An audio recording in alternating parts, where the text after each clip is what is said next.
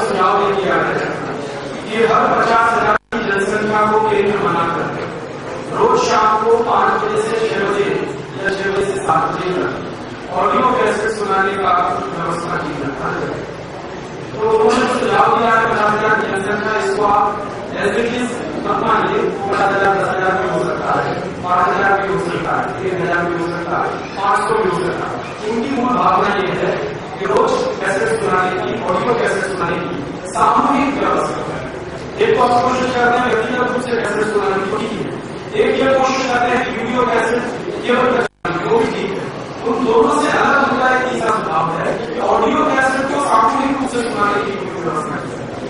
तो कल जो कार्यक्रम के बारे में हमने चर्चा की है, आप में से जिनको भी संभव हो जो सामूहिक रूप से ऑडियो कैसेट सुना सकते हैं, 5,000, 500, 10,000, 10,000 जो भी संख्या हो वो मैं नहीं लिखती है, लेकिन वो रेगुलर करके कार्यक्रम चला सके, वो चाहे 10 ही और मिलकर सुने, सामूहिक सुने, तो उनका करके कार्यक्रम के बारे में सुझाव तो आप से जिसको लगे वो उसको जरूर करें। अभी हम लोग संगठन की चर्चा कर रहे हैं। संगठन की चर्चा के बारे में 2-3 बातें हैं। एक तो मेरा सबसे निवेदन ये है कि जहां जहां संचालन समिति बनी है जिले स्तर की, वो लोग अपने तहसील स्तर की संचालन समिति बनाने की कोशिश करें। इससे 2 रास्ते हैं। एक रास्ता ये है कि आपके जिले में मान लीजिए व्याख्यान हो गए हैं, बहुत अच्छा व्याख्यान हो गए हैं, तो संचालन समिति बनाने में, लेकिन अगर व्याख्यान नहीं भी हुए हैं तो भी आप ऐसा करें जैसा जयपुर के साथियों ने किया। उन्होंने क्या किया, व्याख्यान कराइए, एक अलग समिति बनाई जिसको एडहॉक कमेटी कहते हैं, और उसको आयोजन समिति का नाम दिया, और उस समिति में तो उसमें सामूहिकता तो नीति विकसित हुई।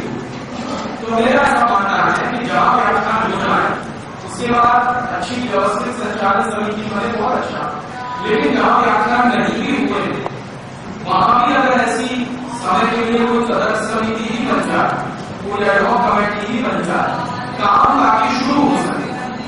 वो भले ही काम कैसेट सुनाने का शुरू हो, वीडियो कैसेट टीवी पर दिखाने का हो, पत्र बांटने का हो, घर घर जाकर स्वदेशी में संपर्क करने का हो, दुकानदारों से संपर्क करने का हो, कोई भी काम हो, लेकिन अगर वो हम चाहें तो एक एडहॉक कमेटी बनाकर भी शुरू करा सकते हैं। अपने नजदीक के जिले में या नजदीक की तहसील दोनों कोशिश कर सकते हैं। हमारा कोई पड़ोसी जिला है जहां पर आंदोलन का मान लीजिए कोई काम नहीं, तो वहां हम कोशिश करेंगे, और हमारा कोई जिला है वहां पर तो काम है लेकिन पड़ोस की तहसील है वहां कोई काम नहीं हुआ, तो वहां भी ये कोशिश करें एक एडहॉक कमेटी तो बन ही जाए, एक तदर्थ समिति बन जाए, और वो इस आंदोलन के बचाव काम को ही आपने मान लीजिए वो शुरू में यही संकल्प कर ले कि हम तो इस गाँव में 10 लोगों को कैसे सुनाएंगे, तो 10 लोगों को कैसे सुनाने का एक कार्यक्रम हो सकता है, या वो तय कर ले कि 500 घरों में जाकर ये स्वदेशी विदेशी पत्र बांटने तो भी एक काम सकता है। माने कोई भी छोटे से छोटा काम शुरू किया जाए, तो अगर व्यक्तिगत प्रयास से कर रहे हैं कोई लोग, तो वो कई जगह मैंने ऐसा देखा है कि मैं गया और जाने के बाद मुझे पता चला कि हमें तो आपकी कैसे 6 महीने पहले मिली थी, और वो हमें अपने व्यक्तिगत प्रयास से इतने लोगों को सुनवाई है। तो उसी गाँव में दूसरे व्यक्ति में एग्जाम मैंने भी कैसे सुनी थी, मैंने भी उसको कई लोगों को सुनाया। अब ये 2 लोग जो अलग कर रहे हैं अपने अपने स्तर पर, अगर ये दोनों मिलकर करते तो शायद इसके रिजल्ट और ज्यादा निकल सकते हैं। मेरा सिर्फ इतना ही कहना है कि किसी तहसील में, किसी भी जिले में ऐसा हो सकता है कि व्यक्तिगत रूप से प्रयास करने वाले 1, 2, 3, 4 लोग मिल जाए, तो क्या अच्छा हो कि उनका एक सामूहिक प्रयत्न हो और उनकी एक समिति वहां बन जाए। और अगर उनको ऐसा लगता है कि नहीं साहब तदर्थ समिति बनाने की क्या जरूरत है, हम कोई संचालन समिति ही बना लेते हैं, तो मेरा उसमें कोई दुराग्रह नहीं है, वो चाहे तो बना। मेरा सिर्फ इतने कहने का है कि जैसे ही समिति बनती है तो जिम्मेदारी शुरू होती है। जब तक आप समिति नहीं बनाते तो थोड़ा गैर जिम्मेदारी से भी काम कर सकते हैं, लेकिन जैसे ही समिति तुरंत उसमें जिम्मेदारी आ जाती है और अकाउंटेबिलिटी उससे जुड़ जाती है, और अगर वो जिम्मेदारी का निर्वहन नहीं होता तो फिर तकलीफ आती। तो समिति बनाना है तो निश्चित रूप से जिम्मेदारी हम लेंगे, ऐसा मानस मन में जब आ जाए तो किसी के भी मन में आ जाए तो निश्चित रूप से समिति बनाना अधिपति आएंगे, उनका व्याख्यान होगा, व्याख्यान के बाद हम मीटिंग बनाएंगे, उसमें समिति बनने की कोई जरूरत नहीं। मेरा व्याख्यान हो या ना हो, लेकिन जिम्मेदारी लेने के लिए लोग अगर तैयार हैं तो उनकी समिति उस समय भी गठित की जा सकती है। तो ये जो नीतिगत बातें हैं वो मैं आपको बता रहा हूँ।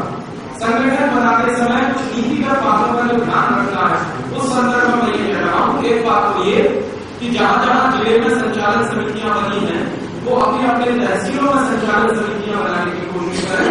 उन तहसीलों में पहले कोशिश करें जहां व्याख्यान हो चुके हैं, और जहां व्याख्यान नहीं हुए हैं उन तहसीलों में कोई तदर्थ समिति बनाने की कोशिश करें। लेकिन अगर तदर्थ समिति बनाने वाले तो तैयार है मानसिक रूप से जिम्मेदारी लेने के लिए, तो उनकी औपचारिक संचालन समिति भी बनाई जा सकती है और उसकी घोषणा की जा सकती है। उसमें इस बात का इंतजार है कि मैं आऊंगा तभी वो समिति बनेगी और बैठेगी। एक जरूर बात कहना चाहता हूँ समिति बनाने के संदर्भ में, और वो जयपुर वाले ध्यान में रखकर मैं कह रहा हूँ, क्योंकि ये मेरा 10 साल का अनुभव है कि जैसे ही मैं कहीं जाता हूँ व्याख्यान करने के लिए, व्याख्यान सुनते ही बहुत सारे लोगों में ऊर्जा आती है, और मैं जब उसे अपील करता हूँ कि आप लोग अपने नाम बता दीजिए जो लोग इस आंदोलन में शामिल होना चाहते हैं, तो कहीं 50, कहीं 100, कहीं 200, 450 लोग तक नाम बता देते हैं और उनको पहली तो सब आ ही जाते हैं। लेकिन बाद में क्या होता है कि मेरे वहां से खिसकते ही वो ऐसे गायब होते हैं जैसे गधे के सिर से सीधे, फिर बड़ी गिने चुने 2-3 सिर दिखाई देते हैं। तो वो बेचारे क्या सोचकर जिम्मेदारी लेते हैं, जैसे मैं आपको एक उदाहरण देता हूँ। मैं बेंगलोर गया, बेंगलोर में 2 सभा बड़ी सभा अब हमने अनाउंस किया, मेरी आदत है और मैं हर जगह करता हूँ कि जिनको भी आजादी बचाओ आंदोलन से जुड़ना हो नाम बता देते हैं, तो 420 लोगों ने नाम दे दिए।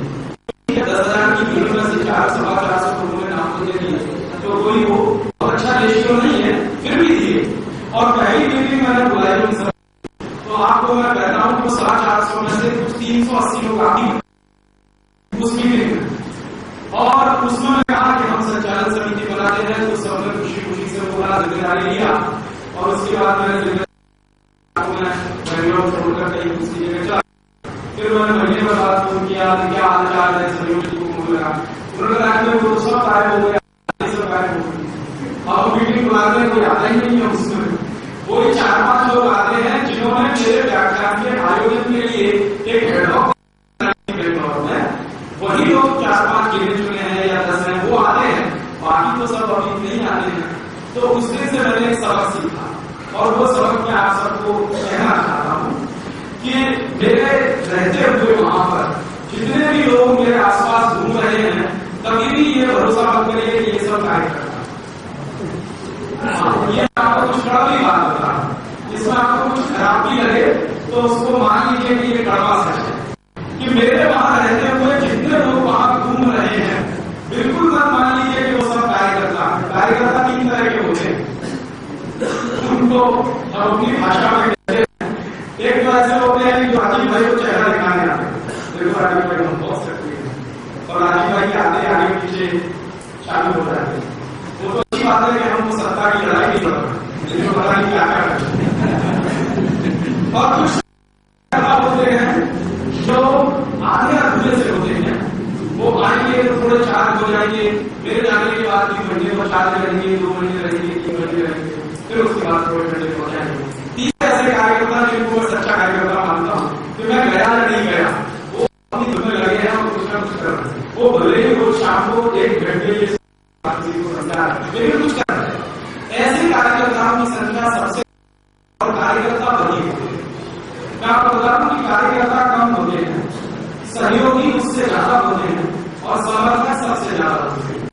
कैटेगरी मैंने बताई वो सब हमारे समर्थक हैं, ऐसा मानिए। दूसरी कैटेगरी जो मैंने बताई वो हमारे सहयोगी हैं, ऐसा मानिए। और तीसरी और आखिरी वो कार्यकर्ता है, वो ऐसा मानिए। तो जब भी आप कोई काम ले अपने हाथ में, कार्यकर्ताओं की संख्या और शक्ति को ध्यान में रखें, सहयोगियों की शक्ति और क्षमता को ध्यान रखकर आप काम हाथ में ना उठाएं, नहीं तो आपको बड़ा धोखा है कि आपको बहुत तकलीफ हो सकती है।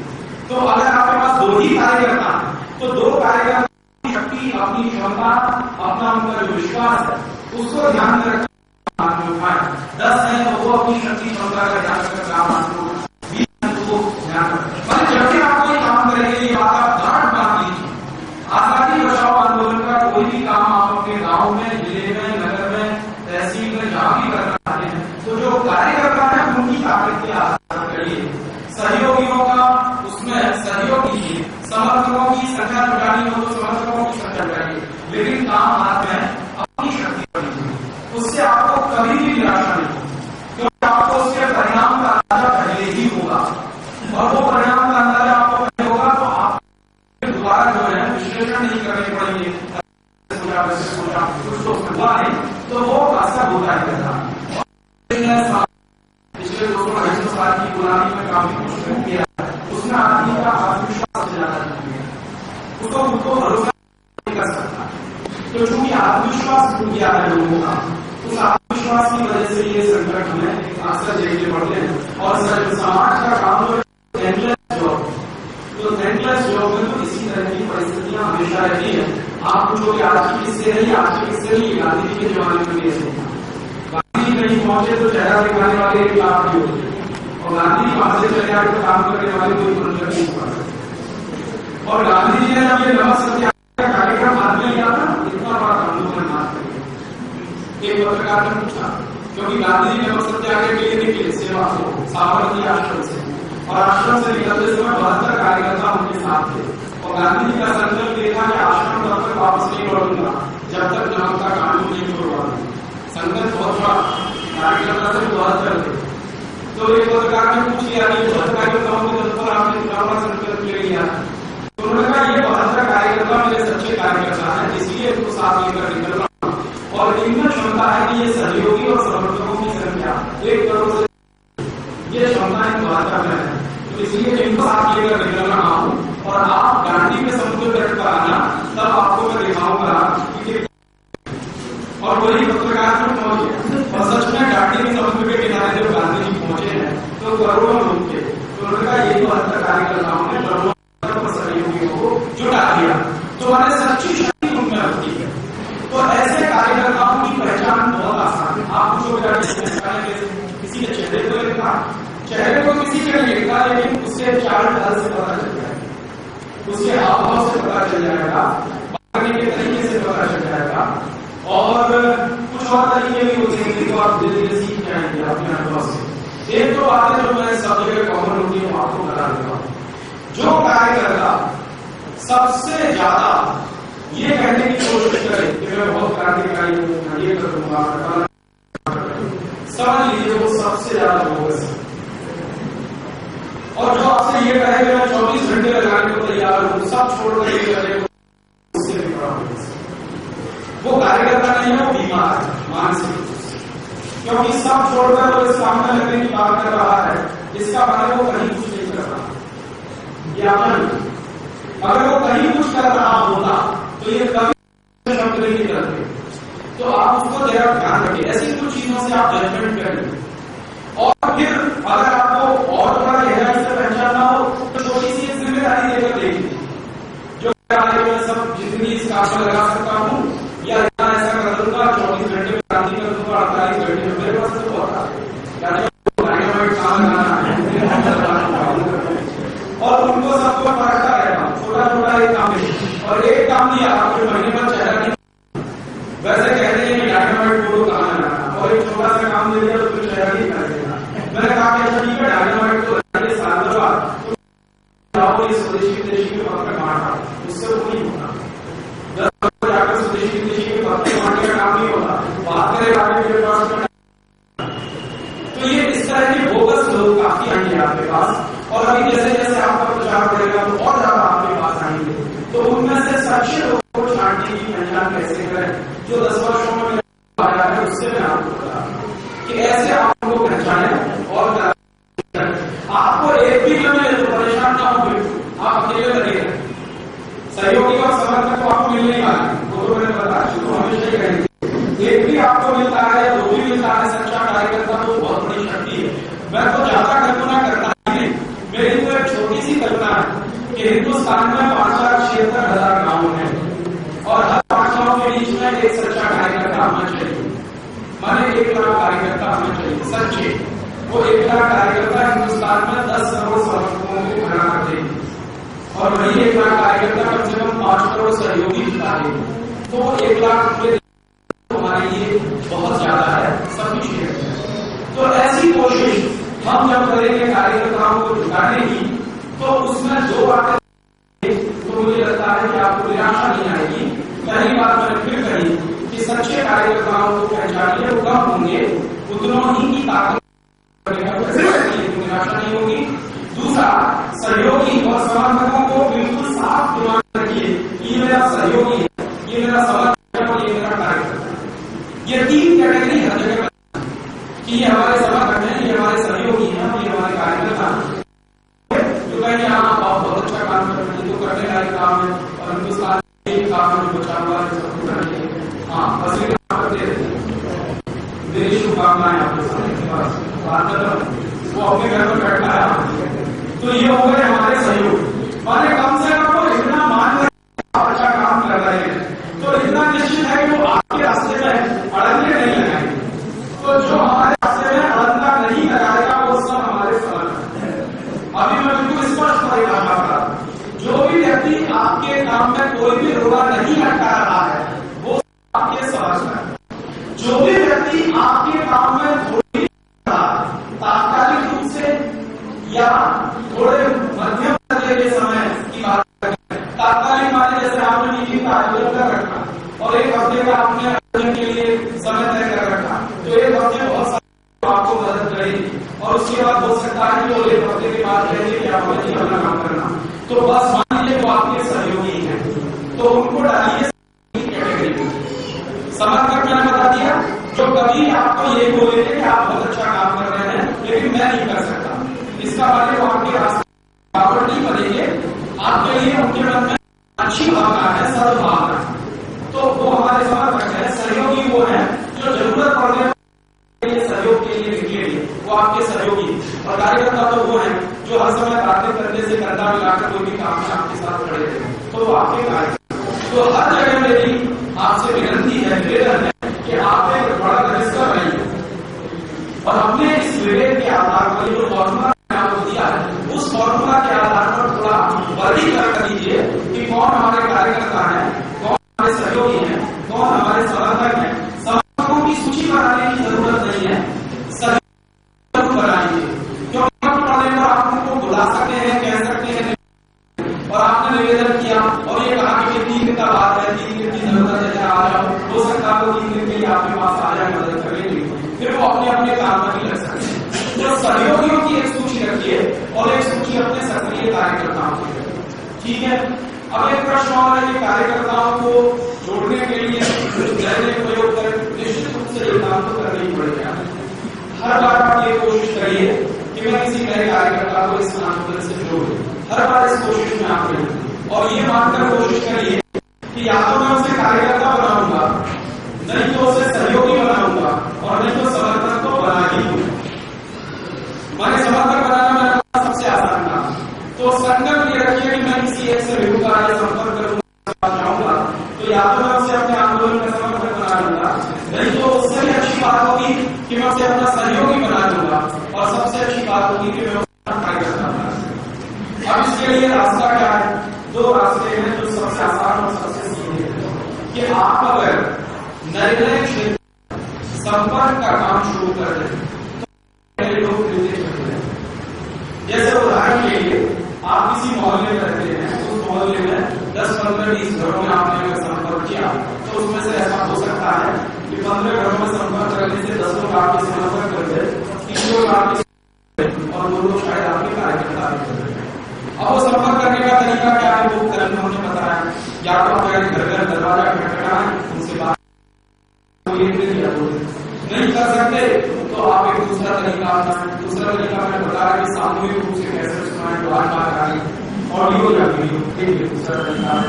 और उसमें एक जरूर करें कि जब आप सामूहिक रूप से कैसे सुनाने की व्यवस्था कर रहे हैं कुछ ऐसा इंतजाम करिए कि किसी व्यक्ति को आपसे संपर्क करना हो तो आपके पास आ सके। जैसे मान लीजिए वीडियो कैसे चला रहे हैं तो उसके नीचे पर्ची चलाई जाए, आपको ये वीडियो कैसे अगर सुनने में अच्छी लगती है तो आप यहाँ संपर्क करें। इलेक्ट्रॉनिक रूप से, तो उस ऑडियो कैसेट चलाने किया जाए कि कैसेट खत्म होते ही कोई ऐसी व्यवस्था कर दी जाए कि वो संपर्क का पता उस इलाके का जहां वो चल रही है लोगों को मिल जाए। कई जगह ऐसा हुआ है और कि कैसेट चली है, लोगों को अच्छी भी लगी है, तो लोगों को मालूम नहीं कि हम किससे संपर्क करें। और अगर ये किया जा सके कि कहीं कहीं हो सकता है कि आपने जो कैसेट चलाई है उसमें कैसेट के अंत में एक दो लाइन अपनी तरफ से रिकॉर्ड करवा के डलवा दें कि आपको इससे ज्यादा और जानकारी करनी हो तो ये फोन नंबर है, ये एड्रेस है, तो वो भी एक तरीका है। वीडियो करना बहुत आसान है, ऑडियो में भी बहुत आसान है। आप 1 मिनट में अनाउंस कर दीजिए कैसेट के अंत में, तो निश्चित रूप से आपको कुछ ना कुछ लोग संपर्क के माध्यम से मिलते रहेंगे। और एक तरीका और है कि हमने जो पत्रक बनाए हैं स्वदेशी विदेशी, उनमें कभी भी बिना नाम पते का पत्रक मत मानिए। कम से कम एक संपर्क का पता उस पत्रक पर जरूर रखें। स्वदेशी सामान्य विदेशी सामान्य आपने पत्रक छपाया, मान लीजिए कल्पना की नगर छपाया, तो विजयनगर का कोई एक संपर्क पता उस पत्रक पर नीचे रहना नहीं चाहिए, ताकि पत्रक पढ़कर किसी को प्रेरणा हो तो वो आपसे संपर्क कर सके और आप फिर तय कर सकें कि इसको हमें समर्थक बनाना है कि सहयोगी बनाना है, किसी कार्य करना है। तो पत्रक हमें कोई ना कोई एक संपर्क पते के माध्यम से ही जारी करें। कैसेट को सुनना वो भी एक संपर्क पते के माध्यम से ही उसको सुनवाइए। वीडियो कैसेट दिखानी हो उस पर भी एक संपर्क सहयोग का पता जरूर डलवाइए, ताकि देखने वाले को, सुनने वाले को, पढ़ने वाले को पता चल सके और वो आपसे संपर्क कर सके। कार्यक्रम अब आपके काम में थोड़ा सातत्य रहेगा तो निश्चित रूप से इसमें से बहुत सारे कार्यकर्ता जुड़े रहेंगे।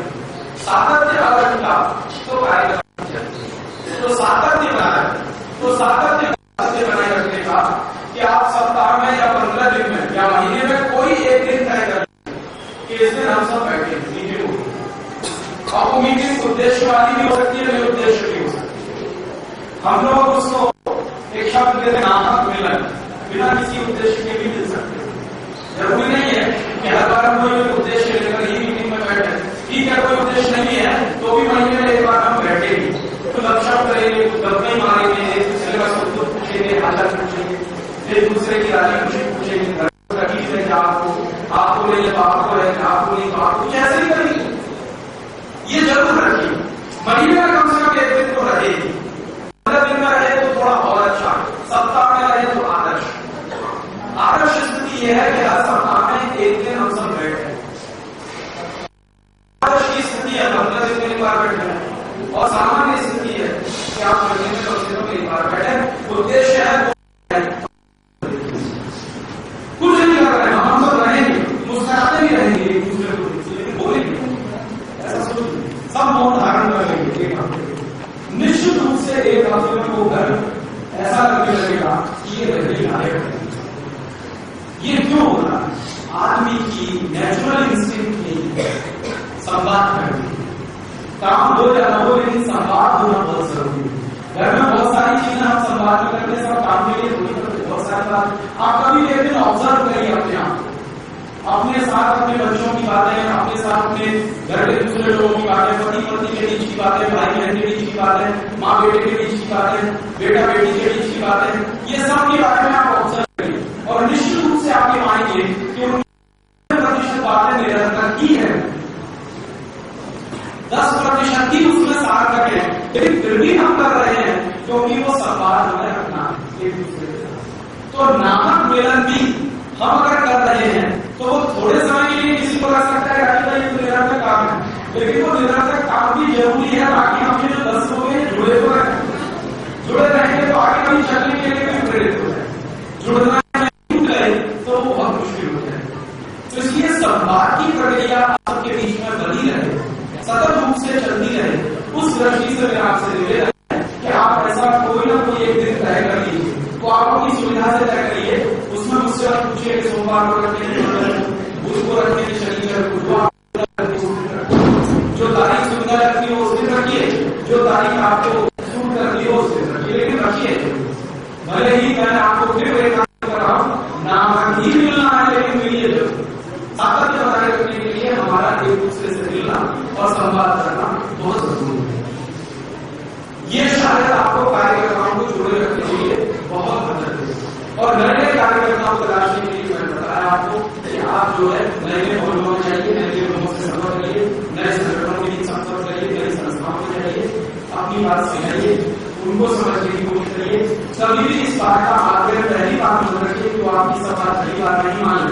ये मानकर जाइए कि वो हमारी 10 में से एक बात मानेंगे या 2 बात ठीक है, वो एक बात मानेंगे, 10 में से 2 भी मानेंगे, 3 भी मानेंगे, 50 भी मानेंगे, फिर सबकी सब भी मानेंगे। कई बार ऐसा भी हो जाता है कि हम जाते हैं और ये मानकर कि मैं आज ही उसको पूरा स्वदेशी बना के चलाऊंगा, ये तो भी नहीं होगा। आप ऐसा मान जाइए कि आज मैं उसको सिर्फ इतनी बात करूंगा कि ये पैसे नहीं भी आएंगे, वो नहीं भी आएंगे, ये भी कल्पना करके मान जाइए वो पैसे को छोड़ ही देगा। बस इतनी कल्पना करके जाइए कि आज को मैं सिर्फ उसको समझाने जा रहा हूँ। हो सकता है दूसरे और तीसरे बार में वो पैसे को छोड़ या कॉलगेट छोड़ या थम्सअप और या कुछ भी छोड़, तो दूसरी बार में, तीसरी बार में, चौथी बार में हो सकता है। सबके पीछे से कहने के लिए मेरा देखिए कहना है, थोड़ा धैर्य रखिए, अधीरता मत है, क्योंकि अधीरता में बहुत चीजें गड़बड़ हो जाती है। तो थोड़ा सा धीरज रहेगा ना, तो उसमें से चीजें सुधरती चली जाती, समझती चली। कारण क्या है, हिंदुस्तान धीरज वाला देश है। फ्रांस में अगर होगा तो मैं आपको इसकी अपनी बात धीरज बिल्कुल, क्योंकि फ्रांसीसी लोगों का मानस जो है बिल्कुल अधीरता है। वो कहते हैं कि आज सवेरे कुछ तय किया, शाम को हो ही जाना चाहिए, तो हो ही जाना। लेकिन हमारे यहाँ इस तरह का मानस नहीं है। तो एक खास बात आप ध्यान रखिए कि भारतीय लोगों का जैसा मानस है, उस मानस को ध्यान में रखकर अगर आप काम करेंगे तो कभी आप निराश नहीं होंगे। और मैं इस बात के लिए बहुत चिंतित रहता हूँ कि हमारा एक भी कार्यकर्ता निराश नहीं होना चाहिए, क्योंकि अगर वो निराश हुआ तो पूरा आंदोलन निराश होगा। अब वो निराश होगा तो फिर क्या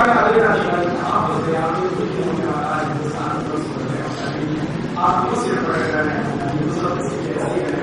फिर उल्टी बात करके ये तो प्रधानमंत्री के जब कोई मार पड़ जाएगी और उनकी सब्जी उतनी दोस्त हो जाएगी, जब आप ठीक हो जाएंगे, ये तो भाषा निकलती है ना मन से, ये सब निकलती है।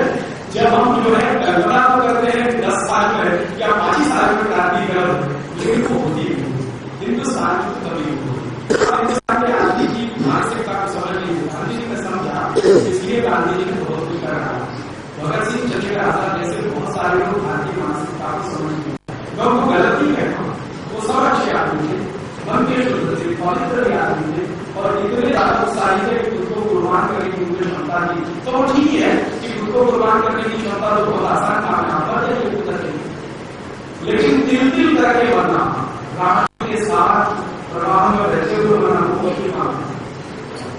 आप समझ जाइए उससे क्या निकलेगा, गोलीबार नहीं अपने आप को, और ये जाइए कि बस देखिए किस साल खत्म हो गया ना, बजाय आप मरने के एक दिन में वो 10 साल में थोड़ा थोड़ा करके मरेंगे, वो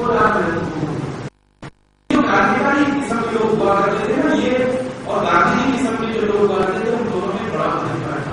गांधी जी 10 साल धीरे धीरे क्योंकि मानसिकता हमारी ऐसी है भारत की, और ये चंद्रशेखर भगत सिंह जैसे लोग एक क्षण में हमारे में नहीं पा सकते थे, क्योंकि उनकी मानसिकता दूसरे तरह की थी। कि मास ऑर्गेनाइजेशन ना भगत सिंह के पास था, ना चंद्रशेखर के पास था, ना ये हमारे उनके पास था, शशिकला सानिया के पास था, ना अशफाकुल्लाह के पास था। इनके सबके मैंने इतिहास के अंतिम प्रश्न निकाल के देखे हैं, तो किसी के संगठन में 15 लोग, किसी के संगठन में 20 लोग, किसी के संगठन में 25 लोग, किसी के संगठन में 50 लोग, 55 लोग, 60 लोग, बस इस तरह के। और वही गांधी जी का देखता हूँ तो 1920 में ही 1 करोड़ सदस्य बना रखते थे कांग्रेस, चवन्नी ले लेके 1 करोड़ करते। तो ये फर्क क्या है, ये फर्क यही है कि गांधी जी का जो मानना था वो हिंदुस्तानी मानसिकता को ध्यान में रखने वाला था। अब हिंदुस्तानी मानसिकता को अगर समझना चाहें तो एक चीज हमेशा याद रखिए, चाणक्य की कहानी आप सुनी, चाणक्य की कहानी आपने सुनी है, और चाणक्य के शुरू के जीवन के शुरू के दिनों की कहानी है। तो बहुत लोग अपने अपने तरीके से कहते हैं, वो चाणक्य को भी आप थोड़ी देर के सुन जाइए, ऐसा मानिए कि वो हिंदुस्तानी ऋषि, और वो जा रहा है पत्थर एक लगा हो, वो पत्थर से ठोकर लगने पर गिरता। अब वो सोचता है कि मेरे घर में कितने लोग हैं जो इस पत्थर से ठोकर काटने के लिए, किसी ने पत्थर उठा के बाहर फेंकने की कोशिश की, क्यों नहीं? और फिर वो देख रहा है दूसरे दिन आके कि मेरे घर को और ही गिर रहा है, तो मुझे बताएंगे, और कुछ लोग अलग के रास्ते से निकलते।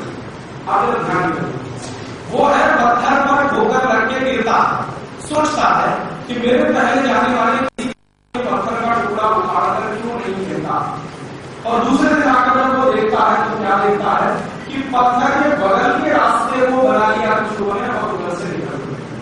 मैंने पत्थर उठाने की बात नहीं कर रहे हैं, अपना एक नया रास्ता जो पत्थर के बगल से जा रहा है उसको बना रहे हैं। ये है भारतीय मानसिकता। और इसको मैं आज की परिभाषा में कहूं कि हम हिंदुस्तान में ये कल्पना करेंगे तो ये कभी शायद 1000 साल में पूरी नहीं होगी कि मैं जब बात कहता हूं ना 4000 विदेशी कंपनियों के मालिक के हिंदुस्तान में 4000 कारखाने भी हों तो उनका जाकर एक बम गिरा दिया जाए, ये हिंदुस्तानी कभी नहीं करेंगे। वो ये कहेंगे कि ये 4000 कारखाने बढ़ चुके हो जाए, हम तो अपने 4000 नए कारखाने चलाकर उनका माल नहीं लेंगे, ये अपने आप बंद हो जाए। ये भारतीय मानसिकता।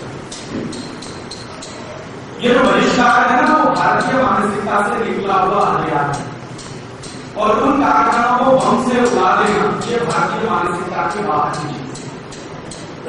तो भारतीय मानसिकता के बाहर की चीज अगर आप करने की कोशिश करेंगे तो उतनी ही कर पाएंगे जितनी आपकी शक्ति है। दूसरों की मदद आपको नहीं मिलेगी उसमें। और भारतीय मानसिकता के साथ जुड़कर अगर आप कोई काम करने की कोशिश करेंगे तो दूसरों की मदद आपको मिलती रहेगी। तो ये हमने बहुत सोच समझकर बहिष्कार की बात शुरू की है। बहुत लोग कहेंगे कि आपने तो कोई दूसरा भी काम किया होगा, हमने वो भी करके देखा। शुरू के दिनों में अति क्रांतिकारी काम हमने ये कोशिश करके देखी, चलो ये पर्ची का ब्रांड बन रहा, वो बन रहा, ये बन रहा, वो बन रहा, और उसके लिए बाकायदा मनोमान का संगठन भी बनाया, एक बलगानी दस्ता भी बनाया हमने, जो मरने में विश्वास रखते हैं, मरने से एक भी नहीं करते, वो सब हमने किया। लेकिन अंत में नतीजा हमने यही देखा, हमारे उस काम में मास पार्टिसिपेशन कभी नहीं हुआ, कभी नहीं। हम जो थे उतने ही लोग मिलकर कुछ करना, लेकिन हम ये चाहे कि हजारों लाखों लोगों का हिस्सेदारी इसमें कोई नहीं हुआ। तो हमने थोड़ा रास्ता बदला और वो फिर समझा चाणक्य घटना थी ना, उससे मुझे बहुत सीख मिली। ये पत्थर का टुकड़ा उठाकर फेंकते हैं, शायद ये हमारी मानसिकता नहीं, एक नया रास्ता बनाने के लिए वो हमारी मानसिकता है। तो ये बहिष्कार के माध्यम से नया स्वदेशी का रास्ता बनाए ये बहुत संभव है हिंदुस्तान में, बजाय इसके 4000 विदेशी कंपनियों के कारखाने हम ये बहुत आसान है, लेकिन ये हिंदुस्तानी मानसिकता से मेल नहीं खाता है, इसीलिए ये थोड़ा सा मानता।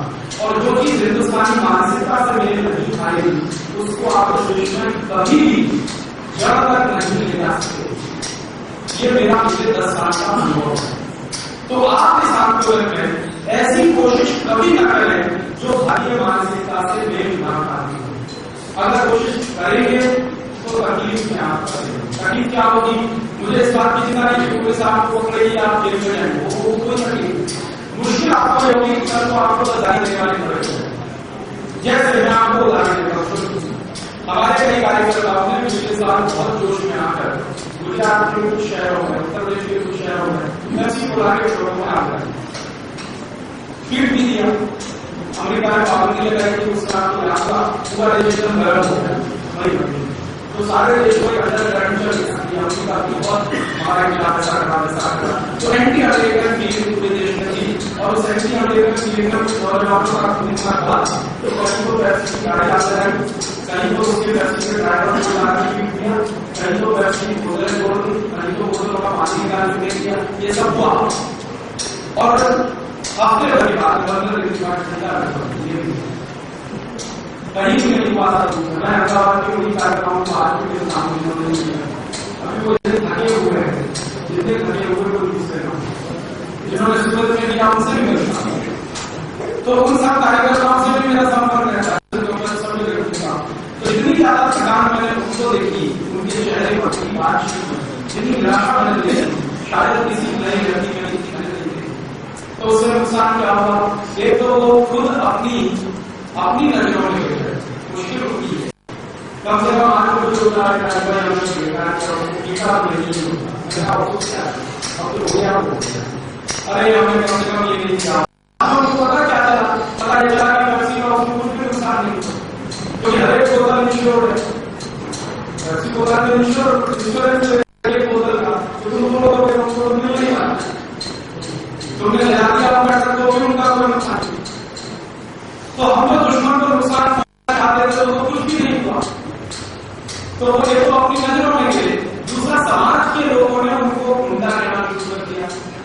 सब सुनने लोग हैं, जाके तोड़ फोड़ कर देते हैं, मार देते हैं। हिंदुस्तान में ये मारपीट जो है ये सबसे बड़ा वो है सामान्य, ये कानूनी अपराध है या नहीं है उसकी मैं भाषा नहीं बोलता। अगर नहीं मारपीट हो गई तो हिंदुस्तान में बड़ी बात है, उसकी चर्चा हो रहा है, समाज में उसकी बड़ी चर्चा हो रहा है। लोग इससे बचने की कोशिश करते हैं कि मारपीट तो नहीं होनी चाहिए, ये तो आपकी गलती है। हम तो अपने खुद विरुद्ध विचार वाले को भी मार पीटते हैं तो उसका ऐसा नेगेटिव पूरे देश में वो प्रसारण हो रहा है। आपने आपको गाली गलत काम किया, भले तो आपके विरोधी विचार का था, उसने आपको गाली भी मारा पीटा, ये नहीं चलता है, ये कभी बर्दाश्त ही नहीं है। तो जो चीज हमें बर्दाश्त नहीं है वो आप कभी नहीं। तो इन 2-3 बातों को थोड़ा ध्यान रखेंगे तो मुझे ऐसा लगता है कि कई काम आपके साथ के माध्यम से बहुत अच्छे कर पाएंगे। कार्यकर्ताओं के बारे में कुछ चीजें ध्यान रखें और आगे काम को संगठन में शामिल करने समय कुछ चीजें। अब एक बात और मैं कहना चाहता हूँ कि इसको आप संचालन समिति में जाए किसी को तो निश्चित रूप से एक तो जो कार्यकर्ता है उन्हीं की संचालन समिति सहयोगी और समर्थकों को आप बुलाइए, जरूरत पड़ने पर बुलाइए, लेकिन ऐसा कोई जरूरी नहीं कि वो आपके संचालन समिति में शामिल हो। तो आपके सहयोगी है, समर्थक है, पर जरूरत होगी आपके पास आएंगे। संचालन समिति में उनको रखिए तो कार्य करना है और सक्रिय कार्य करना है। तो 2 हैं, 3 हैं, 5 हैं, 10 हैं, 15 हैं, उससे कोई महत्व एक भी है तो भी हमारे लिए बात है संचालन समिति है और उसमें शर्म करने की बात नहीं है तो ठीक। उसमें दूसरा एक बात ध्यान रखिए, जो संचालन समिति में कार्यकर्ता शामिल है उनको कुछ न कुछ समय इस काम में लगाना, उस दृष्टि से एक नियम बनाना कि जो भी कार्य करता है उसको अपनी प्रेरणा से सप्ताह में 1 घंटा, 15 दिन में 2 घंटा या महीने में 4 घंटे या महीने में 1 दिन इस काम के लिए लगाना ईमानदारी। जैसे वो जीवन के बहुत सारे काम करता है अपनी पूरी ईमानदारी और तत्परता के साथ, वैसे ही इस काम के लिए भी वो जीवन का कुछ न कुछ समय लगा है ईमानदारी और तो समय दान हर कार्यकर्ता के लिए जरूरी है। अब समय निकालकर भाषण देने जाता ठीक है, समय निकालकर पत्र बांटने जाता वो भी, समय निकालकर कैसे सुनाने जाता वो भी, समय निकालकर किसी को वीडियो कैसे दिखाने जाता वो भी, समय निकालकर पुस्तकें देने जाता वो भी, कुछ नहीं करता समय निकालकर हस्ताक्षर कराने जाता वो भी, और कुछ नहीं करता तो समय निकालकर 5 मिनट दूसरों से चर्चा करने के लिए आता वो भी। वो सब हमारे कार्यकर्ता है। तो एक तो समय दान सबके लिए जरूरी है और दूसरा कि बन सके उतना, इसमें बहुत बुरा कर बन सके उतना वो स्वदेशी धारण करता है, उसकी जितनी शक्ति और क्षमता है उसके अनुसार वो स्वदेशी धारण करता है। वो 100% स्वदेशी के स्थिति में नहीं हो जाने वाला, मेरे यार तो बहुत अच्छा 100% मैं भी नहीं, मैं दूसरों को कैसे मैं भी कभी कभी हवाई जहाज में बैठता हूँ तो विदेशी नहीं बैठता हूँ तो मैं वहां भी नहीं सोच सकता कि मैं नहीं बैठूंगा, भाभी को नहीं जाना पड़ेगा। कई बार ऐसे संकट आते हैं कि सवेरे मीटिंग मुंबई में करनी है और शाम को दिल्ली में करनी है, तो इसके अलावा दूसरा भी करना है, फ्लाइट पकड़े बिना जा नहीं सकता, या तो ये संकट एक ही करनी और नहीं वो करना ही पड़ेगा। कभी ऐसा होगा कि हैदराबाद की मीटिंग है तो शाम को मुंबई में और देर रात में ऐसी कई मीटिंग है तो वो तो करना है और करना भी पड़ेगा। तो इसलिए मैं किसी को आग्रह नहीं करता कि आप 100% स्वदेशी हो जाए, आपके किसी को उनसे कहिए कि यथाशक्ति जितना आप स्वदेशी बन सके उतने हो जाइए।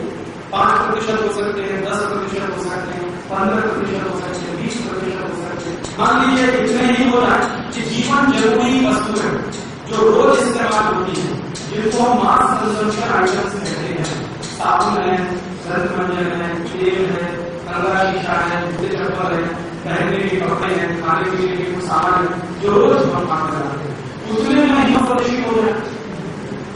तो थोड़ी देर के लिए डिबेट बंद हो जाएगी, टीवी है, रेफ्रिजरेटर है, कि कार है, सेल फोन है हमारे पास, बनाना है, इसको थोड़ा बाजू में ही कर दीजिए थोड़े समय के लिए और उसमें लक्ष्य ऐसा किए कि जो मास कंजम्पशन आइटम है उन मास कंजम्पशन आइटम के क्षेत्र में रोज इस्तेमाल होने वाली चीजें उन चीजों के क्षेत्र में वो स्वदेशी है।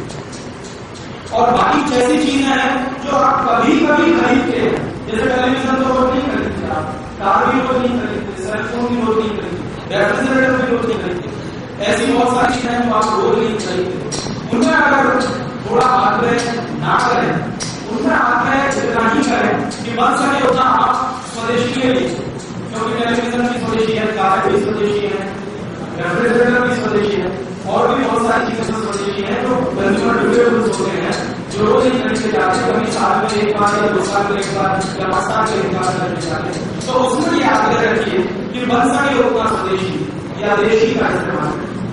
हम लोगों ने एक वर्गीकरण किया है और वो वर्गीकरण आप समझा रहे हैं।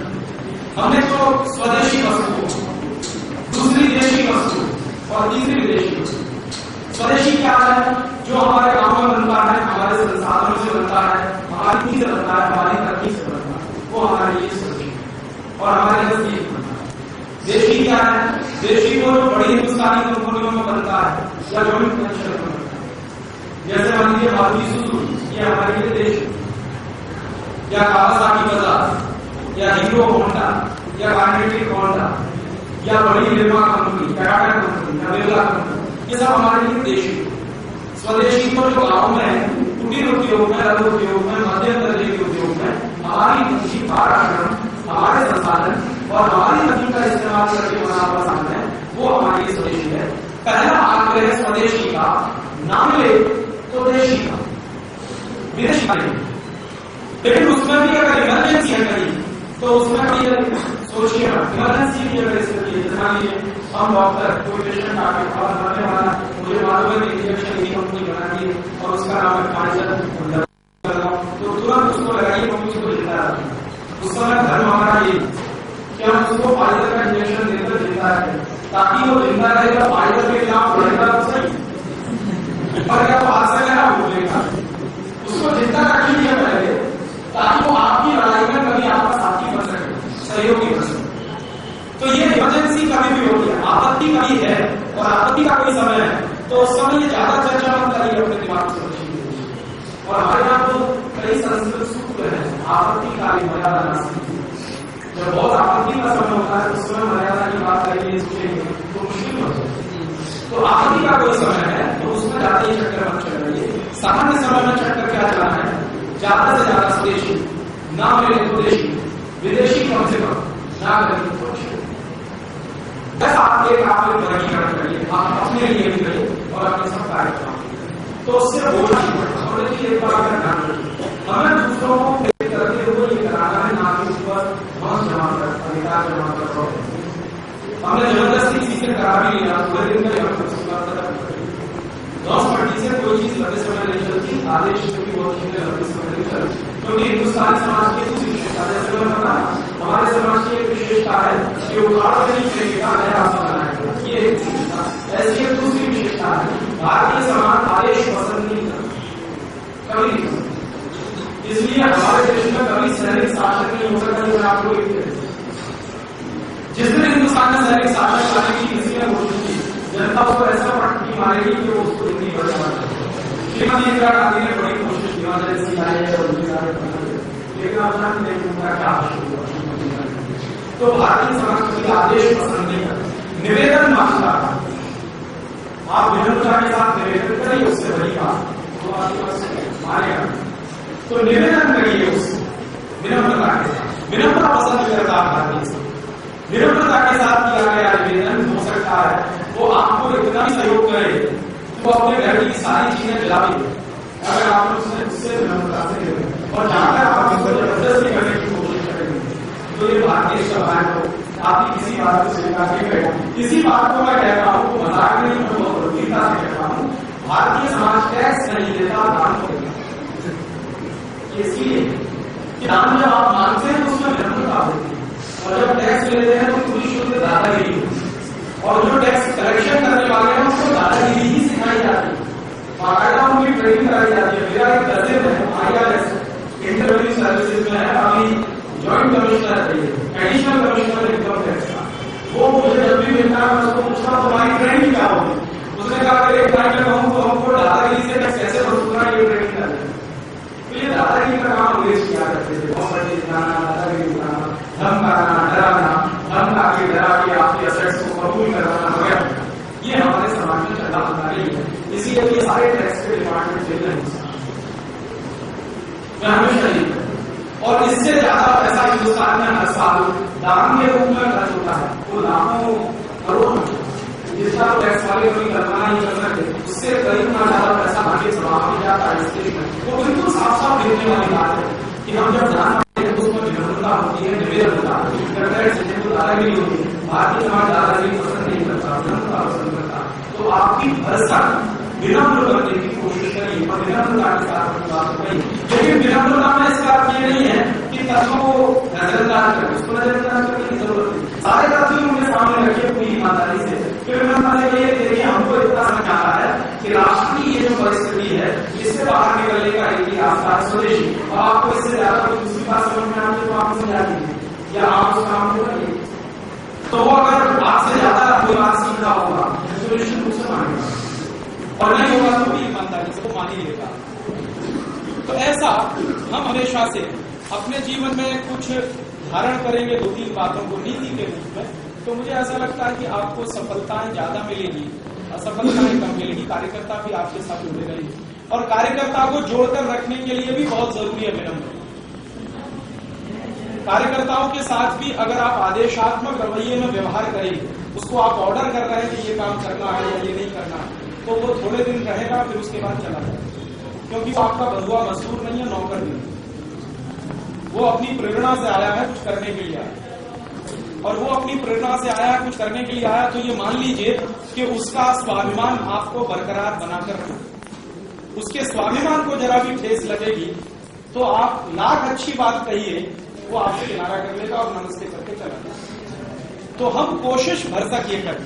मैं ये नहीं कहता कि सब लोग आदर्श होते हैं, आदर्श तो कभी होता नहीं दुनिया में, लेकिन फिर भी अगर हम ये ध्यान रखें कि हमारे हर एक कार्यकर्ता का स्वाभिमान उतना ही है जितना मेरा, वो छोटा या बड़ा कुछ नहीं होता, सबका स्वाभिमान बराबर का होता है। तो उसके स्वाभिमान को अगर आप बराबर पहचान कर रखेंगे, अभी अपने स्वाभिमान को भी बराबर पहचान कर रखेंगे, तो वो जो है बात बैठती रहेगी, आपकी और उनका संवाद बहुत गहरा होता जाएगा और उनका और आपका काम करने का जो तरीका है वो शायद बहुत सादे से वाला होता जाएगा। तो ऐसी कुछ कुछ छोटी छोटी बातें अगर आप ध्यान रखेंगे संगठन बनाने में तो बहुत अच्छी होगी।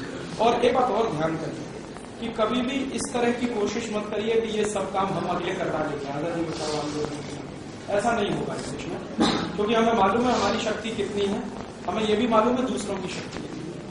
तो कोशिश हम ये भी कर सकते हैं अगर आपको लगे तो, उसमें मेरा कोई आदेश नहीं है, मैं सिर्फ निवेदन कर रहा हूं कि आपको ऐसा लगता है कि हमारे गांव में कोई दूसरा या हमारे गांव में कोई दूसरी संस्था भी है और वो भी कुछ इस तरह के काम में मदद कर सकती है, जरूर उनकी मदद करें। उस समय ये मत सोचिए कि उनका झंडा कौन सा है, हमारा झंडा कौन सा है, उनकी पार्टी कौन सी है, हमारी पार्टी, इसी चक्कर में हिंदुस्तान बर्बाद है। हम कभी इतिहास में ये पढ़ते रहे हैं कि इस देश के राजा महाराजा एक दूसरे से लड़ते थे, लेकिन मिलकर अंग्रेजों से नहीं लड़ते, एक दूसरे से तो लड़ते थे। जोधपुर वाला जैसलमेर से लड़ लेगा, जैसलमेर वाला जोधपुर से लड़ लेगा, दोनों मिलकर अंग्रेजों से नहीं लड़ते। ये हमारे देश की बर्बादी की कहानियों में एक बड़ा वो है ना अध्याय, ये सब हमने पढ़ा है ना कि हिंदुस्तानी राजा महाराजा आपस में बहुत लड़े, एक दूसरे की मारा काटी भी की है और एक दूसरे की चुगलियां भी अंग्रेजों से की है। अंग्रेजों से मिलकर अगर लड़े होते तो शायद 1760 में ही अंग्रेज भाग गए होते देश में से। और ऐसा होता रहा है कि एक राजा लड़ रहा है, दूसरा उसके बाजू में है, वो निसंकोच जो है शांत बैठा हो, उसको ये चिंता नहीं है कि कल कोई अंग्रेज हमको भी आके पीटे। अगर ये रहा होता तो बड़ा काम हो गया होता इस देश में। तो वो गलती आप मत करिए। बहुत सारे संगठन है इस देश में, बहुत सारी संस्थाएं भी है इस देश में, शायद हजारों की संख्या में होंगे और उनमें लाखों कार्यकर्ता भी होंगे पूरे देश में। तो अगर कोई संगठन, संस्था या कोई व्यक्ति जो आपको लगता है कि इस तरह के काम में मदद कर सकते हैं, जरूर मदद लीजिए, क्योंकि हमें हिंदुस्तान को स्वदेशी के आधार पर अगर खड़ा करना है, फिर से पुनर्निर्माण करना है इस देश का, या इस देश की नई कहानी कहनी है, जैसा कि हम हमारे गीत में गाते ही, तो वो नई कहानी आप अकेले नहीं कह पाएंगे, आप अकेले लिख भी नहीं पाएंगे, क्योंकि आपकी उतनी क्षमता नहीं है, उतनी शक्ति नहीं है।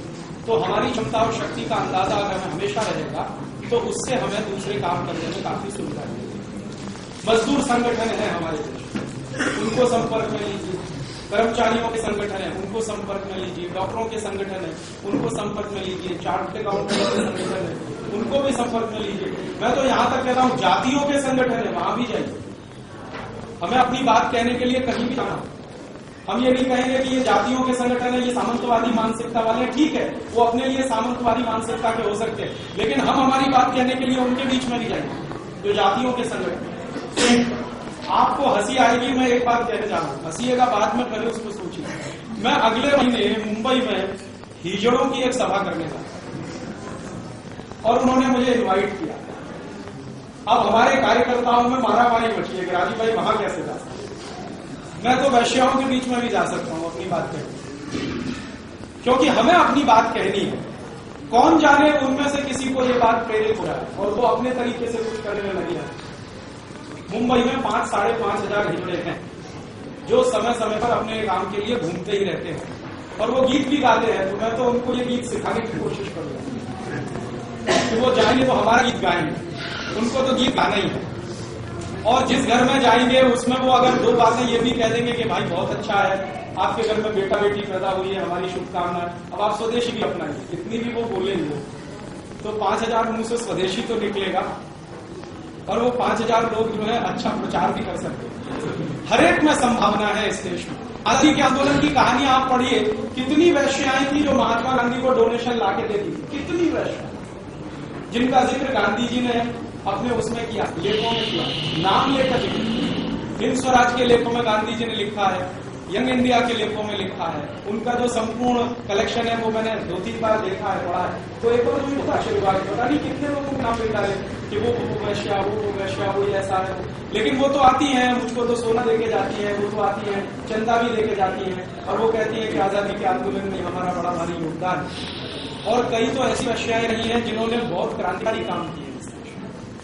अंग्रेजी बड़े बड़े अधिकारियों को, जिनको हैंडल करना क्रांतिकारियों के लिए मुश्किल था, उनको मारा, रास्ते से हटाया। तो माने मेरा ऐसा कहना कि समाज का कोई भी आदमी अनुपयोगी नहीं है, समाज का कोई संगठन अनुपयोगी नहीं है, समाज की कोई संस्था अनुपयोगी नहीं है। छुआछूत मत करिए, ज्यादा छुआछूत करेंगे तो आप अकेले पड़ेंगे।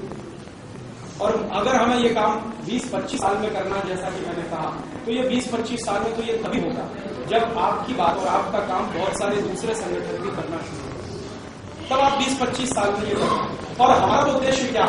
अंग्रेजों का उद्देश्य था समाज को तोड़ा हो, तो बंटवारे किए, एक को दूसरे से लड़ाया, दूसरे को तीसरे से अलग किया, तीसरे को, तो उन्होंने बंटवारे किए हैं, तो समाज को कई स्तरों पर तोड़ा है। दुर्भाग्य से पार्टियां हमारे दृष्टि उसी रास्ते पर चल रही है कि समाज को अपने अपने तरीके से जोड़ रही है। तो हमारा काम तो पार्टियों से बिल्कुल उल्टा है, हम तो जोड़ना चाहते हैं।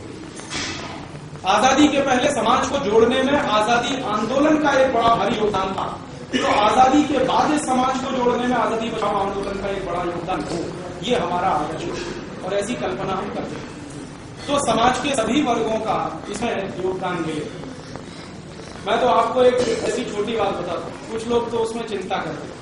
मुंबई की मेरी कई मीटिंगों में डॉन और माफिया कहलाने वाले लोग, एक दिन तो ऐसा हो गया कि मैं एक मीटिंग में भाषण देके मंच से नीचे उतरा और सामने बैठे हुए कुछ लोग, मैं तो नहीं जानता कौन, जैसे ही मैं उतरा उसने कान में आके कहा कि मेरा नाम छोटा है। तो बगल वाले का तो सूख गया, ये क्या हो, छोटा राजन कहां से? और उसने ऐसे ही बहुत सहजता से आकर कहा कि राजीव भाई मेरा नाम छोटा राजन। तो मैंने सहजता से हाथ मिला लिया। हमारे बाजू वाले क्या कह रहे, राजीव भाई आपका जल्दी चलिए। मैंने कहा क्यों भाई, आपको परेशान? वो सामने से आया है, अपना परिचय दे रहा, इसका माने वो सदाशयता में आया है, वो मुझे मारने नहीं आया। और फिर वो बोल के गया, आज का व्याख्यान सुन के मैं आपको बोल के जाता हूँ कि मेरे घर में पेप्सी नहीं आएगी, कोका नहीं आएगी। तो उसने पेप्सी को बंद कर दिया, अपना पिलाना बंद कर दिया, पिलाना बंद कर दिया। और ऐसे ही एक दूसरी घटना हुई, पप्पू कलानी का नाम शायद आपने समझ में आया। एक बार उल्लासनगर में सभा करने पहुंच गया, उसका भाई और उसका दोनों सभा में बैठे। तो जैसे ही वो अंदर घुसे तो हड़कंप जैसा मच गया, तो पता नहीं कहां से आ गए कौन। तो मुझे पता नहीं था, मैंने पूछा कि भाई क्यों ये अफरा तफरी है? तुरंत राजीव भाई वो धीमे से बोला, वो पप्पू कलानी का भाई है, वो उसकी भाई। तो मैंने कहा ठीक है भाई, रही तो बैठे, तुम्हें क्या तकलीफ है? वो सुनने आया, सुने तो कुछ अगर मिल जाएगा वो लेके अपने घर जाएंगे। और वो सभा के बाद उसकी बहन का मेरे पास पत्र आया, पप्पू कलानी की बहन का, और उसने कहा कि मेरे भाई को मैंने जेल में, वो जेल में है, तो जेल में मैंने पत्र लिखा और जेल में उसने पेप्सी पीने छोड़ दिया। तो हम लोग कभी अगर ऐसी बातें ध्यान में रखें कि हर व्यक्ति में सुधरने की गुंजाइश है, हर व्यक्ति में राष्ट्र के लिए कुछ करने की गुंजाइश है, ये अलग बात है कि उसको मौका मिला तो उसने किया, नहीं मिला तो किसी दूसरे रास्ते पर चला गया। यही लोग जो आज आपको बड़े डॉन लगते हैं, माफिया लगते हैं, या समाज के काले धंधे करने वाले लोग लगते हैं, अगर हमें क्षमता हो तो यही लोग राष्ट्र का काम करने वाले भी साबित हो सकते हैं।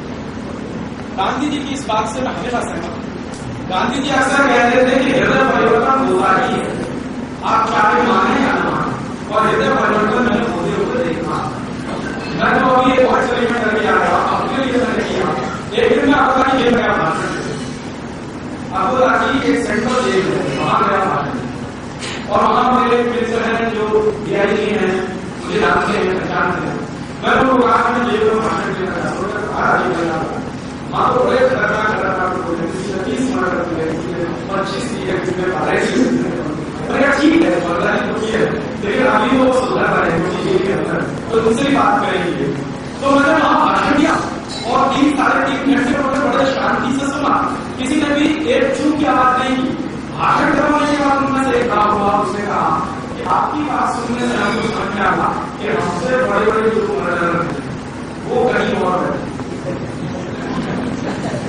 हमने तो 30 लोगों को मारा, एक तो ऐसे बोलने लगा।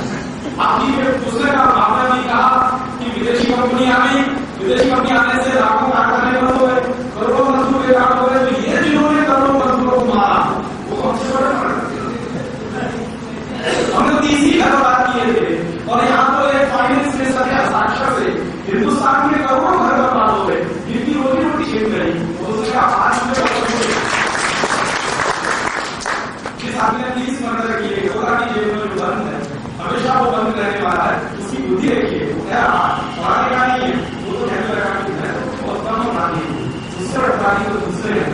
और वो क्या कहने लगा कि आप लोग उन्हीं अपराधियों की पूजा करते हैं, उन्हीं को दोबारा खिलाते हैं, उन्हीं को तिलक लगाते हैं, उन्हीं को वोट दे के आते हैं, जरूरत पड़ी तो उनको नोट भी आप देते हैं कि हमारा वोट भी ले जाओ, नोट भी ले जाओ, जीत जाओ बनाओ, फिर संसद में पहुंच जाओ, फिर ऐसा कोई समझौता कर दो, फिर करोड़ों लोगों को उसमें बर्बाद कर दो। तो बात सही है। तो ऐसा ये जो 2-3 बातें मैंने कही, ये आप सिर्फ ये कहने के लिए कही कि किसी से छुआ दूसरे लोग हैं, दूसरे व्यक्ति हैं, दूसरे संगठन है, संस्थाएं, उनकी क्षमता है, उनकी ताकत है, शायद आपसे ज्यादा हो, कुछ आपसे कम भी हो, तो उनका भी पूरा इस्तेमाल हो। इसे और शब्द नहीं मैं कहूंगा, उनका भी समाज के इस बड़े आंदोलन में सहभाग वो हमारे लिए बहुत जरूरी है। और अगर हम इसको एक आंदोलन बनाना चाहते हैं, जिसका नाम आजादी बचाओ आंदोलन हमने रखा, ये आंदोलन तभी बनेगा जब जन जन का सहयोग इसमें मिलेगा। तो अगर हमें जन आंदोलन बनाना है और पूरे भारत की पुनर्रचना की शुरुआत करते हैं, नया समाज का सपना लेते हैं, तो ये तभी संभव होगा। तो ये कुछ बातें अगर आप ध्यान रखेंगे, कार्यकर्ताओं का संगठन बनाते समय, संचालन समिति बनाते समय, तो ये आपके लिए बहुत काम आएगी। और इसके बाद भी आपको कोई तकलीफ होगी, संगठन बनाने के काम है, संचालन समिति बनाने के काम है, किसी और काम है, तो 25% का पोस्ट पार्टीशन कोर्स मैं कहीं भी रहूँ, आप शिक्षिता दीजिए मेरे काम वो कि मैं जहाँ भी रहता हूँ पहुंच ही जाती हूँ, और मैं जहाँ भी रहता हूँ वहीं से आपको जवाब दे सकता हूँ। तो संकोच मत करिए, कभी भी इस बात का संकोच मेरी तरफ से मत करिएगा कि भाई लोगों को परेशान करना। कुछ लोगों का संकोच हो जाता है, वो संकोच को चिट्ठी भी नहीं करते, वो ऐसी चिट्ठियाँ आती है, वहाँ पर हमारी एक चिट्ठी हो जाएगी और पुलिस उनको परेशानी होगी। ये परेशानी झेलने के लिए कोई काम नहीं किया है। अगर ये परेशानी से बाहर निकलना होता तो कोई दूसरी जिंदगी बिताता, वो जिंदगी छोड़कर इस जिंदगी में आया। ये सब झेलने के लिए मानस बनाकर कोई ऐसे अचानक से नहीं आता। तो आप ऐसा कुछ मत करिए कि लोगों को तकलीफ होगी, परेशानी होगी, क्योंकि आपकी चिट्ठी नहीं आएगी तो तकलीफ और परेशानी हो जाएगी। आपने संकोच को कई बार मुझे कही है और वो बात के मान लीजिए कोई बड़ा नुकसान कर दिया, तो वो कभी बड़ा भारी आपके लिए, तो वो कोई छोटी बात हो या बड़ी बात हो, आपको मुझे कहने का संकोच नहीं होना चाहिए। मेरे और आपके बीच में कहीं से कोई दूरियां रह गई जिससे आपको ऐसा लगे कि ये बात तो लड़के को बताने जैसी नहीं है, ये बात मुझसे कहने जैसी नहीं है, आपको लड़की मेरे लिए बहुत जरूरी हो, और मैं हो सकता है कि उससे बाहर निकलने का सुझाव दे सकूं या अपने अनुभव से सीखा हुआ कुछ काम करता। तो वैसा आप बराबर ध्यान रखिए, कोशिश करिए, शायद हम एक बेहतर संगठन और संचालन समितियां बनाकर इस काम को आगे आपकी बात करें। इस संगठन की चर्चा के बारे में आपसे कहना था। कई लोगों ने जो सुझाव दिए उनमें एक सुझाव और महत्वपूर्ण वो पढ़कर सुना था। 1 सुझाव ऐसा आया है कि हम ज्यादा से ज्यादा सदस्यता अभियान चलाएं। ज्यादा से ज्यादा सदस्यता अभियान चलाएं, माने मास लेवल से सबको मेंबर बनाना कर सकते और सदस्यता अभियान चला सकते। उसमें आपका समझना है कि ज्यादा लोगों को सदस्य बनाएंगे बनाने की मुश्किल हो जाएगी, हमको ठीक से हैंडल करना नहीं कर पाएंगे, तो कुछ प्रयोग करके देखिए। कहीं ज्यादा सदस्य बनने के बाद आपकी क्षमता बढ़ नहीं सकती है और दूसरा भी हो सकता है, दोनों है वहां पर अगर आपको ऐसा लगता है तो जरूर करिए। कुछ इलाकों में जहाँ की संचालन समिति थोड़ी अपने आप को ज्यादा मजबूत समझती है तो वो जरूर मास लेवल पर मेंबरशिप और मेंबर कैसे बनाए, हर एक आदमी को मेंबर आप प्रति आदमी मेंबरशिप फीस ले या फीस कहीं मत रखें, क्योंकि हमने आज तक परंपरा नहीं बनाई। अगर आपको लगता है तो सिलेक्शन काम दे डोनेशन दे तो क्या नहीं मैं तो करना चाहता हूँ, ठीक है महीने में तुम्हारे लिए 50 रुपये 10 रुपये का संभव 10 रुपये 1 रुपया देना संभव 1 रुपया देना, लेकिन फीस जैसे आपसे कहेंगे वो एक कंपल्शन बनता है और डोनेशन आप कहेंगे ऑप्शनल है। तो हम तो भारतीय ग्राम विश्वास नागरिक ग्राम विश्वास वो फीस एक तरह का टैक्स ही है। आज के साथ लोग का मान लो कि 500 रुपये साल की फीस है, आप मैं जाऊँ अब आप मेरी समस्या को बता सकते हैं। आप कहिए कि फीस की सुन नहीं है, तुम आ जाओ, तुम्हें किताबों को दान करना नहीं हो तो काम करना। हमें दोनों तरह के लोग हैं और मैं तो बहुत बार कहता हूँ समयदानी लोग ज्यादा चाहिए, धनदानी तो मिल ही जाते हैं, समयदानी ज्यादा चाहिए, समय का दान करने वाले ज्यादा लोग चाहिए। तो ऐसे लोगों को कभी बड़ी वाली है ये मेरा आपसे तो ये और जो बात है रूप से वो करीब करीब मैंने मेरी बड़ी वाले बड़ी ये सत्र हम समाप्त करेंगे तो मैंने आपको बताया 2:30 बजे से हमें रैली निकालनी है, 1 घंटा करीब करीब हो। प्रदीप भाई, मीनाक्षी बहन, आप लोग आगे आइए कृपया करके। ये सब वो सदस्य हैं जिन्होंने अपना जीवन जो है इस संस्था में रखा है और हकीकत यह है कि लोगों की वजह से जो है आगे आंदोलन आगे चल रहा है। रुपेश भाई, मैं चाहूंगी नाम नहीं बोलूं, संत शादी हो गया आपकी, अब आप 2 हैं, ये सब तो एक है, आप 2 जने मिलकर अपना जीवन जो है मार्गदर्शन के अंदर जो है आप सबको मिल जाएगी। और इसके साथ ही हम जितने कलेक्टर आए हैं और जिन्होंने रजिस्ट्रेशन कराया है उन सब की हमने वो कंप्यूटर में निकाली है सिटी वाइज इन्फॉर्मेटिव, वो भी लिस्ट आपको साथ में मिल जाएगी। मैं साथ ही को धन्यवाद देना चाहूंगा इन्होंने जो है पिछले सितंबर से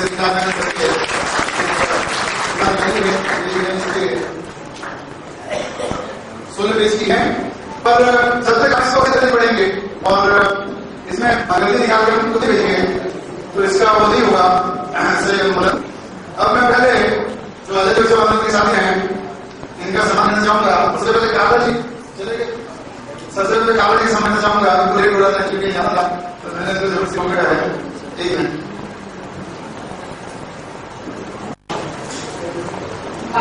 जी आता है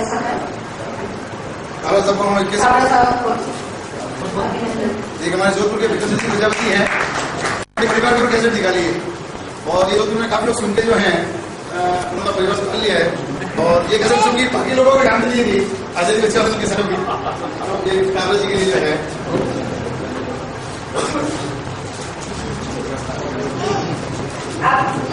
शर्मा के हस्ताक्षर दोनों हाथ में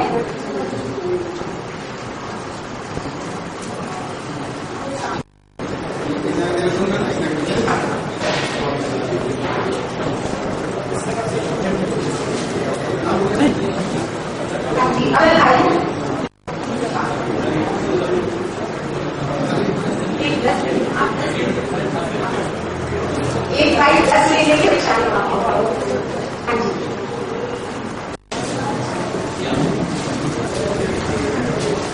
आप साथ आइए।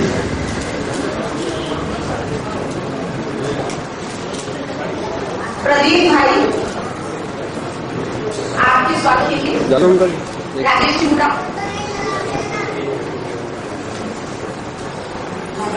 राजेंद्र जी चौधरी नागरिक के हो नीचे उनका टेलीफोन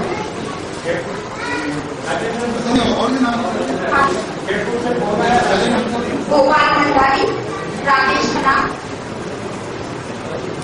प्रकाश भाई जी, हाँ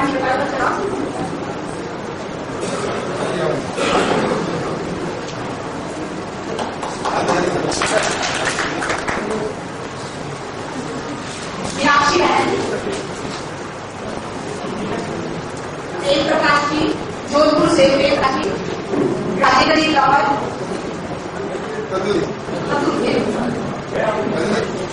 राजेगरी का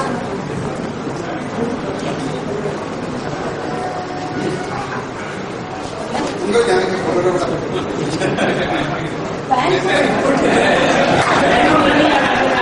इनका असली दिया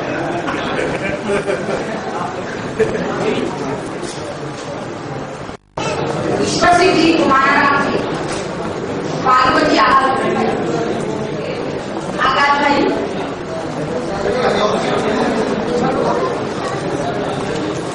श्याम जी अवस्थी राम किशोरी भूखा कौन है ये सब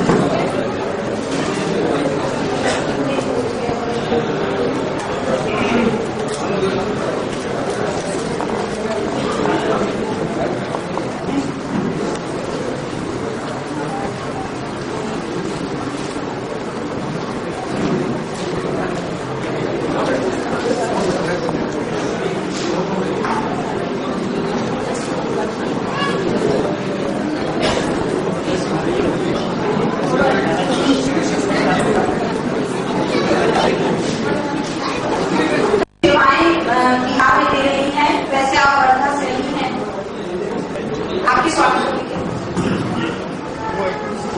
रणजीत सिंह जी बियानी जी ऐसे बियानी जी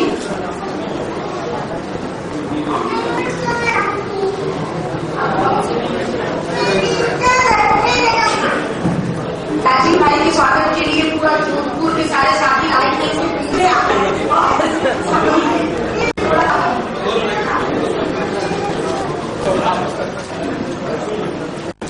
सारे भाई आए तो मैं चाहूंगा कि भाई तुम लोग जो है दिलक लो ये दो ठीक है कुछ लोग लाइन लगा के खड़े हो जाए अभी लगा के अपनी जगह बैठ जाए भंडारी साहब ठीक है तो बाकी सब लोग पीछे हो जाते हैं हमारे साथ चैनल जो है सब देख सके इन सब लोगों ने पिछले 3 दिन से जो है अपना पूरा सहयोग किया प्रकाश गुंदे साहब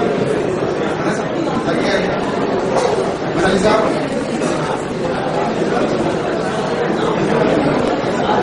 तो बाकी सब बैठ जाए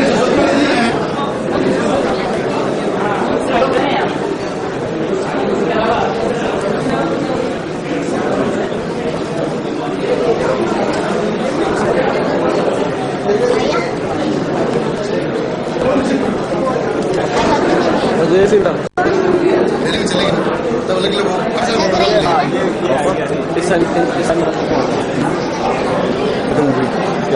लाइट रहेगी कैसे हम लोग भी लगा सकते हैं लाइट आ रही है लाइट आ रही है